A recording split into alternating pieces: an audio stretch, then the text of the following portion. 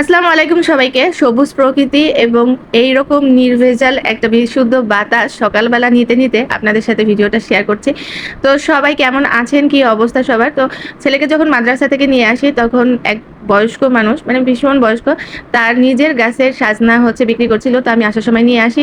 আর সাজনা ছিলবো আর পাশে ছেলেকে একটু হাতের লেখাগুলো শিখাচ্ছিলাম। কারণ সামনে ওর এক্সাম আছে। আর এর মাঝে আমাদের একটা পার্সেল চলে এসেছে। সেই পার্সেলটাকেই আমরা আনপ্যাক করছিলাম।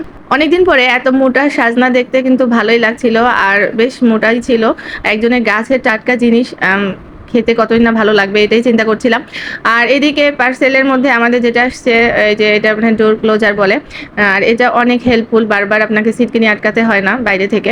আর একটা আসছে লাইট, যেটা আমাদের এখন খুবই ইম্পর্টেন্ট। একটা লাইট নষ্ট হয়ে গেলে আরেকটা লাইটের কিনে আনার অপেক্ষায় থাকি। তো এভাবে রেখে দিলে বাসার মধ্যে অনেক উপকার হয়। আর এদিকে আমাদের জমির পেঁয়াজ সেগুলো একটু রোদ্রে দেওয়া হয়েছে, একটু বৃষ্টির পানি পেয়েছিল, যে কারণে তাদেরকে একটু রোদ্রে শুকিয়ে নেওয়া হচ্ছে। আপনাদের ভাইয়া হঠাৎ করে আমাকে এটা সারপ্রাইজ দিয়েছে। আমি নিজেও জমিতে দেখতেও যাইনি কোথায় জমিটা কেনা হয়েছে, আর পেঁয়াজটা নিয়ে এসে বাসায় যখন এনে আমাকে সারপ্রাইজ দিয়েছে বেশ ভালোই লাগছিল। পেঁয়াজটা খুব দরকার। আর এদিকে গরম এসে পড়ছে আর আমরা কাঁচা আমের শরবত খাবে না তা কি হয়? কাঁচা আম মামা আপার মেয়ে কুড়িয়ে নিয়ে এসেছিল, তা মামা আপা আমাদেরকে দিয়েছে।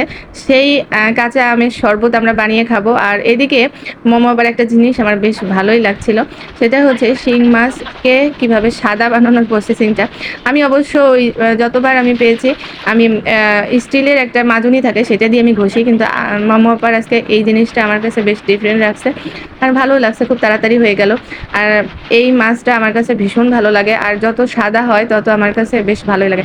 তারপরে দ্বিতীয় প্রসেসিংটা তো আপনারা দেখতেই পাচ্ছেন। আর মোমো আপা খুব দ্রুত কাজ করতে পারে, যদিও বা আমি এখানে ভিডিওটাকে একটু স্পিড বাড়িয়ে নিয়েছি কারণ অনেক লম্বা হয়ে যাবে আর ধৈর্য ধরে দেখার অনেকেরই ইচ্ছা থাকবে না, তাই আমি একটু স্পিড দিয়ে দিয়েছি। আর মোমো আসলেই অনেক স্পিডে কাজ করে। তো আমাদের এইরকমই ছোটখাটো কাজ দিয়ে ব্যস্ততা দিয়ে দিন চলে যাচ্ছে।